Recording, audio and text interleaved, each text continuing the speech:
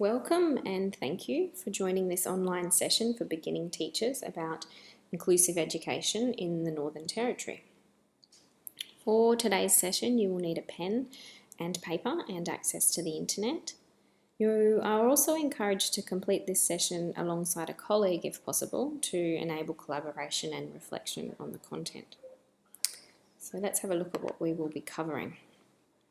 Firstly, we'll look at a definition of inclusion, then the legal considerations for inclusive education in Australia, and within that we will define the term reasonable adjustment. Then we'll brainstorm what the challenges might be for beginning teachers in creating an inclusive education environment. After that, we'll look at the research on mindset, and lastly we will begin a reflective journal. So let's start. As you are all graduate teachers, I'm presuming that you have been introduced to the concept of inclusion in your university studies and practicums. So, what is your understanding of inclusion? I'd like you to please pause the video and take a moment to either write down or share with a colleague your own definition of inclusive education. So, what is inclusion? What are your beliefs and understandings? And what have you seen in schools already? Then once you are finished, please just continue by clicking play on the recording.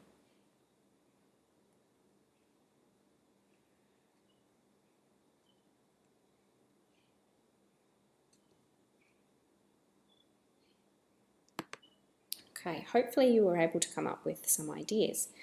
But let's have a look at the different education models for children with disabilities, and you can see where your own understandings of inclusion fit. So firstly we have exclusion, whereby students are denied education in any form. And by law this cannot occur in Australia, as we have the Disability Discrimination Act protecting the rights of children with a disability to accessing education. Then we have what's called segregation, and this is education in a special education school. And in the Northern Territory we have 2 special education schools that are designed to meet the needs of specific disabilities.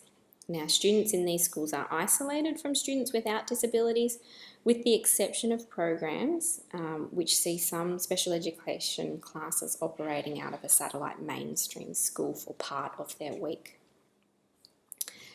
The next model of education for students with disabilities is integration, and integration came into play in Australia in about the 1980s. An example is a school which has special education classes or a unit on site, and those classes are given opportunities to participate in the mainstream setting. And then we have inclusion, which gained, traction throughout the world following the Salamanca Statement in 1994. And the Salamanca Statement is a framework for action on special needs from the United Nations, from UNESCO. But we won't have time to go through the Salamanca Statement in detail in this session, but I do encourage you to access it online. So inclusion is about creating an educational environment that meets the needs of all students, regardless of ability or disability.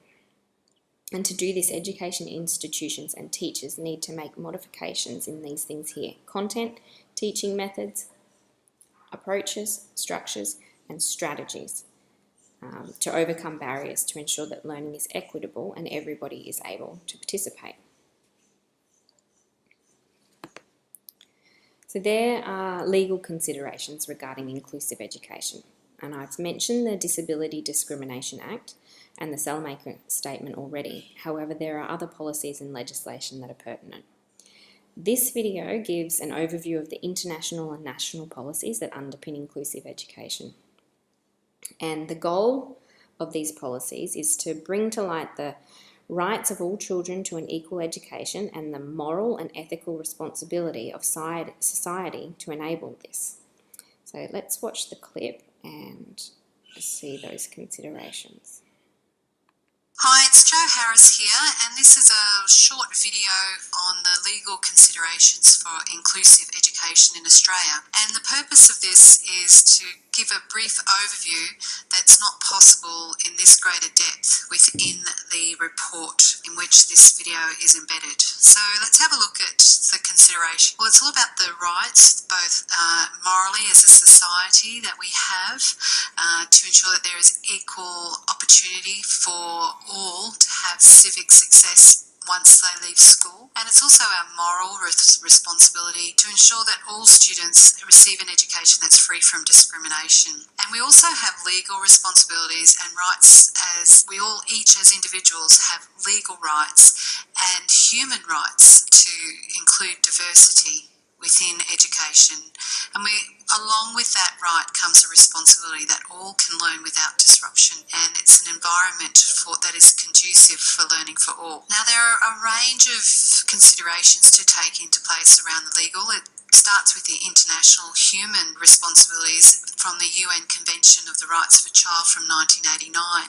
And here the world made a promise to children that we would do everything in our power to protect and promote their rights to survive and thrive, to learn and grow, and to make their voices heard and to reach their full potential.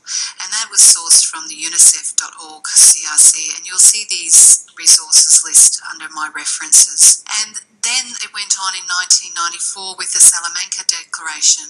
And here a commitment was made to education for all to recognise the necessity and urgency of providing education for all children within the regular education system. And that was from that source there, which I'll once again provide you. And then along came 6 years later the World Education Forum by UNESCO in 2000, and here they reaffirmed the commitment of education for all, and to turn that with a drive to make that declaration into reality and to provide basic education for all and decrease worldwide illiteracy. And that was from the UNESCO website there as well, which you will find. And then finally we moved to the UN Convention of Rights of Persons with Disability 8 years later in 2008. And then we moved closer to home. So we've looked at the international considerations, now look at the legal Australian considerations for education.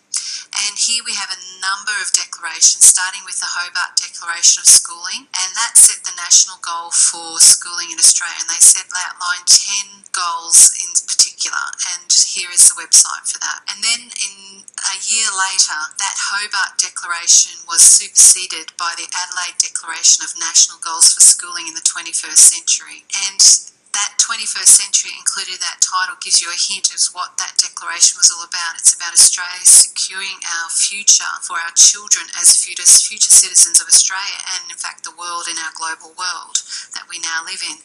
And that means the students have the knowledge, understanding, skills and values to live life that is productive and rewarding. And that's as a society that we are well educated and a just society and open, and that we provide high quality schooling to all our students. And that was from website here. Now, and then along came, 9 years later, the Melbourne Declaration, and it set goals for education in Australia for the next 10 years, which will take us through to the year 2018, I believe. And it outlines what the goals that will enable our students today who leave school to have civic success, that is a society we're cohesive and we have and acknowledges the shared responsibility for each child between the school, the parent and the student and family and community, that we all have a collective responsibility to ensure that our children are equipped to be civically successful. And it acknowledges the role of school in promoting the development of our young Australians in their intellectual, physical, social, emotional,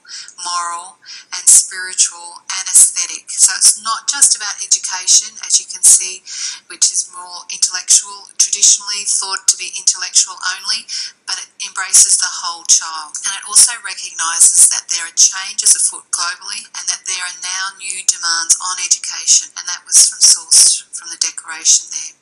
And then we move a little bit closer to home in education and narrowing the lens and the focus. And if we look at the Australian curriculum, they specifically look at student diversity, and that we have a high quality curriculum for all Australian students, because all students are entitled to rigorous, relevant and engaging learning programs drawn from a challenging curriculum that addresses their individual learner needs.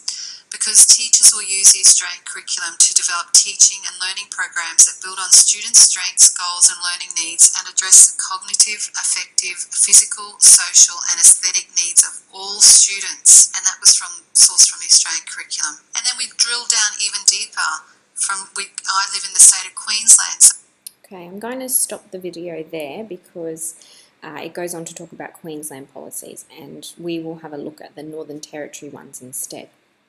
Before that though, it's important to gain knowledge of the other Australian legislation which was not mentioned in the clip just then. So firstly we have down here the Disability Discrimination Act 1992, which makes it unlawful for an education authority to discriminate against a student on the grounds of disability. And then alongside that in 2005 we have the Disability Standards for Education. Also, we have the NCCD, which is the Nationally Consistent Collection of Data. And now this provides information on the number of students with additional needs in Australian schools, alongside their disability type and the level of adjustment they receive. So if you teach a child with additional needs, you will become familiar with the NCCD process and take part in providing information for this data collection tool. Let's just go back to this section, the Disability Standards for Education. Now the DSE requires schools to make reasonable adjustments to ensure that students with a disability can access and participate in education on the same basis as their peers. So in unpacking that term, reasonable adjustment, what is it that you're actually obliged to do? So an adjustment is a measure or action that is taken to assist a student with disability to participate in education and training on the same basis as other students. So to be reasonable, the adjustment must balance the interests of everyone affected. For example, the student, the school, the teachers, the family, the rest of the class, and the support staff. So given that we need to balance those interests of everyone, the consultation process is really important to ensure the adjustments work, and there's that shared responsibility coming back into it, that everyone is responsible for making those adjustments and contributing to the process of deciding what the adjustments will be. So in terms of what the adjustments are, is they could be big or small, and they can include physical things such as modifications to the school environment, perhaps to facilitate access for a student who has mobility needs. They could be including or incorporating some technology into the classroom. So, for example, a student who is non-verbal or who has difficulty with language may use a communication app. The adjustment could be around staffing, in that support staff are allocated to giving additional time and support to a student with disability, or to a classroom that has a student with a disability. The next one is time. Teachers can provide adjustment in terms of the time they allow students to complete tasks. And then there's all of these things as well that can be differentiated. So all of your learning tasks, materials and assessment that you are planning and using on an everyday basis can all be differentiated, and that is what's termed a reasonable adjustment as well. In the definition, it also points out that these adjustments need to be on the same basis as other students. So that means that the opportunities and choices that are provided for students both with and without a disability are comparable. So for teachers to ensure that, I guess, for all students to have access to the curriculum, they will need to educate different children in different ways. It's not a one-size-fits-all approach. So I guess another example of an adjustment is that written resources may be provided in Braille or large font for someone with a vision impairment, or for someone with Irlen syndrome, the photocopying might be done on blue paper if that is of assistance to that child. Or schools can teach all class members how to use a communication device so that they can interact with a student who uses technology to communicate. So this is part of the Disability Standards for Education, and I really do encourage you to access the standards and unpack them further yourselves. So from that, then we go to the Northern Territory policy. In the NT public system, teachers are bound by the department's Students with a Disability policy, and it indicates that NT education values diversity, inclusion and participation, and it's in line with the legislation in that students with a disability can attend schools without conditions or restrictions. So that NT Northern Territory policy on students with a disability is in line with the Disability Standards for Education and the Disability Discrimination Act. Then a recent document has been provided, which is a framework for inclusion 2019 to 2029, and it's a 10-year plan to build inclusion in the NT. And the framework has 3 focus areas, which are shared decision making with families, schools and other agencies. Okay, so that's all about collaboration. Professional practice, upskilling our teachers and leaders, which you are taking part in now. And an evidence-led system, meaning that our actions are child-centred and we're implementing best practice. Within that framework, there are some statistics, that I thought were worth mentioning. Let's go to the next slide. So the ones that I wanted to draw your attention to today is that 27% of students in NT schools receive education adjustments. And this is from the Nationally Consistent Collection of Data, the NCCD report from 2017. So that 27% is the highest proportion nationally of children in schools who receive education adjustments. So we have a large number of students in the Territory who really do need us to be the best inclusive educators we can be. Another important statistic is that a very large percentage of our Aboriginal children have conductive hearing loss. So this is something that, just for your own interest, that you need to be aware of as a possible difficulty for any Indigenous students in your class.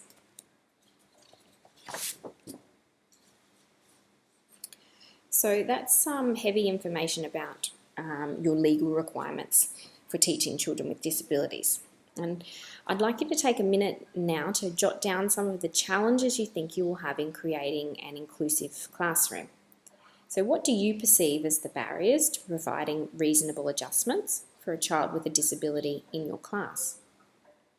I'd like you again to please pause the video and either write down or chat with a colleague about your ideas of what challenges you might face, you already do, or might face in the future to implementing an inclusive classroom and providing reasonable adjustments.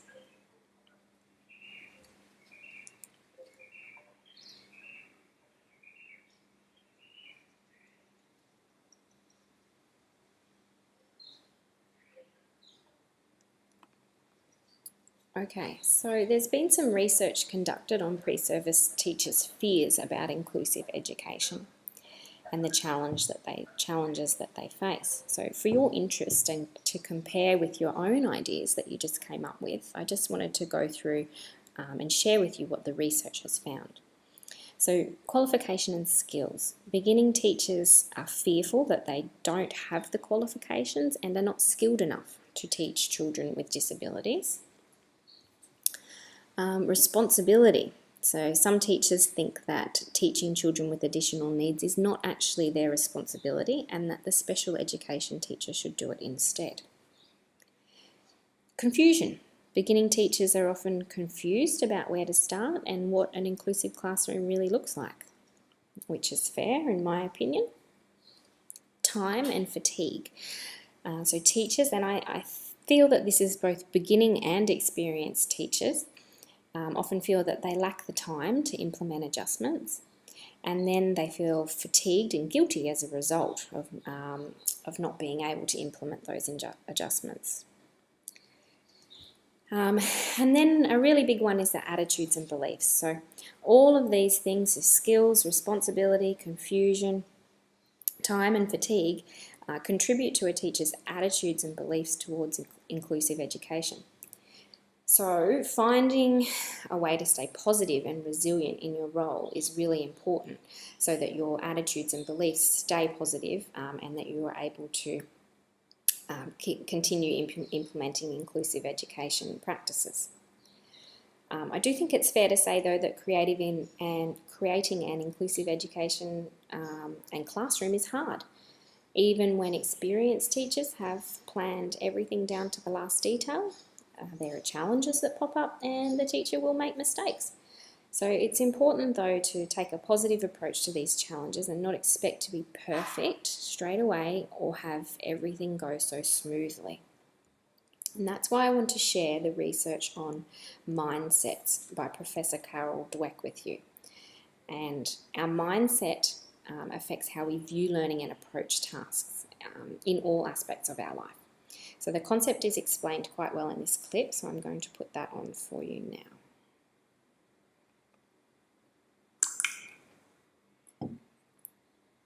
Researcher and Professor Carol Dweck uses the term mindset to describe the way people think about ability and talent. Dweck delineates between two different mindsets that exist on a continuum. The first is the fixed mindset, which suggests that your abilities are innate and unchangeable. The second is a growth mindset, which views it as something you can improve through practice. In a fixed mindset, you view failure as permanent, but with a growth mindset, you see failure as a chance to learn and even pivot. Those with a fixed mindset are more likely to view critical feedback as a personal attack, while those with a growth mindset will see it as a chance to improve, where they can develop new systems. With a fixed mindset, you're more likely to choose easier tasks and put in minimal effort. After all, if talent is fixed, why bother improving? Why even try? But with a growth mindset, you're more likely to embrace challenging tasks and work hard to improve. Those with a fixed mindset are likely to give up when they face an obstacle. Meanwhile, those with a growth mindset will view obstacles as a chance to experiment and solve problems. In a fixed mindset, the focus is on measurable accomplishments. But with a growth mindset, the focus is more on a journey of continual improvement. With a fixed mindset, you are less likely to take creative risks. But with a growth mindset, creative risks are simply a way to innovate and improve. Ultimately, your mindset influences everything from creative risk-taking to how you view feedback to whether or not you finish difficult tasks. And in the end, it's one of the greatest factors in determining whether or not you grow and improve in your abilities. Okay, so now it's your turn. I think it will be interesting and beneficial to see where your own mindset is at. And so what I'd like you to do is pause this video and type the URL on the screen into a new browser window. This will take you to a mindset quiz, which takes approximately 2 to 3 minutes to complete, and it will give you just a little glimpse as to whether you are currently operating with a fixed mindset or a growth mindset. So please pause the video and complete that now.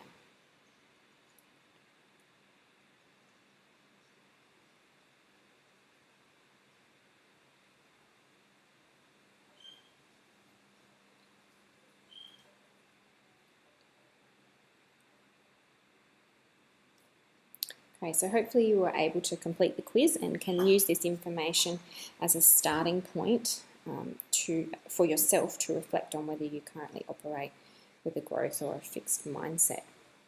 There's a wealth of information on the internet regarding growth mindset, especially for teaching children. And a starting point is to just jump onto YouTube and search Carol Dweck. There's lots of short clips there that you can watch. But sorry, here are some tips though that I've compiled for yourself as a teacher to foster a growth mindset. So the first one is to praise effort, not results. So you need to tell yourself, for example, you might say, I'm really proud to have tried a new differentiation strategy today. So even if it didn't work, the effort you have put into trying something new is what should be applauded. So you're proud of yourself for trying something new. Being grateful for your mistakes. So view your mistakes as an opportunity to reflect and learn. And go further than this. Share them with your colleagues. So a mistake is not something that's humiliating, and by being open and honest with your colleagues, they may actually be able to share their own wisdom and assist. Tell yourself it's good to do hard things, and tell your students that too. It's good to be challenged, it's good to do hard things. And ask for feedback. So this takes courage, but have the courage to seek feedback from someone you respect. This will help you grow as a teacher. So you can apply this mindset, this growth mindset, to all facets of your life, including the challenge of catering for all students and their diverse needs.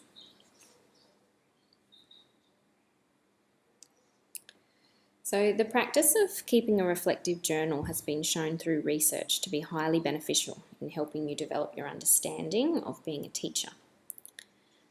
I'd like you to start the process of reflection by answering this question today. I want you to describe an ideal inclusive classroom. And, we're all teachers, so to do this you could complete a Y chart, a looks like, sounds like and feels like chart. So think about what does it look like, the physical environment. Okay, so but not just, what's on your walls and that sort of thing, but also the behaviours children are exhibiting. What does it sound like? What words can you hear? What words are coming from you, and how are your students communicating with each other? What does it feel like? How do children, teachers, guests feel when they walk into your classroom? And then once you've done that, I'd like you to think about how you could change your current classroom to make it more inclusive. And to do that, to determine 2 actions that you're able to put in place immediately. So for example, you may choose to pick 2 growth mindset phrases to start using with your students. So for example, those phrases might be that you are going to say to your students, I can see that you worked really hard on that, rather than, well done, good job. Or you can say to your students, isn't it great to be challenged? So when your student is saying, this is too hard, you can say, isn't it great to be challenged? And by determining just those 2 things, you will be able to implement those things easily in your classroom and also immediately, and see a sense of change and success in your own practice. Okay, and if you need some different ideas, I encourage you to have a look at the educator researchers on the All Means All website. It's very good. There's lots of ideas there. From this session, I hope you not only take away a greater understanding of the requirements of inclusive education in Australia, the legal requirements, but also a motivation to improve yourself for the benefit of all children in your classroom. I hope you take on board the challenge of using a growth mindset, using that language for yourself and your students, and begin reflecting on your practice and finding small ways to be, more inclusive in every action. If this professional development was to run as a series, in the next session we would talk more about differentiation strategies and reflect on the challenges and successes we've had there.